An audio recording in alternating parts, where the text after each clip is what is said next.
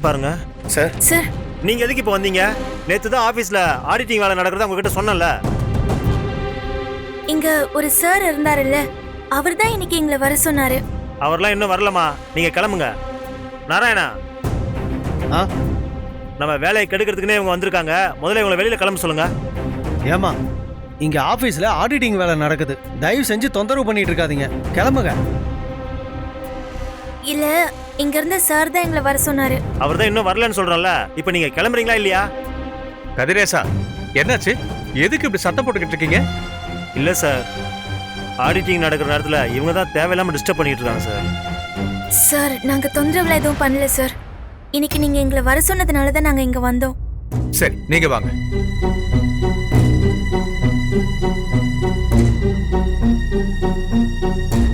உட்காருங்க. சார், நமக்கு இருக்கிற டென்ஷன்ல இதெல்லாம் நமக்கு தேவையா சார்? நம்ம வேலையை பார்ப்போம் சார். நமக்கு எப்பவுமே வேலை இருக்கும் தான். இவங்க நம்ம கிட்ட உதவின்னு கேட்டு வந்திருக்காங்க, அப்புறம் எதுக்கு பர்பஸா டிலே பண்ணணும்? நாராயணா சார். நீங்க போய் இவங்க கேட்ட அந்த லேடியோட அப்ளிகேஷன் ஃபார்ம் எடுத்துட்டு வாங்க. சரிங்க சார்.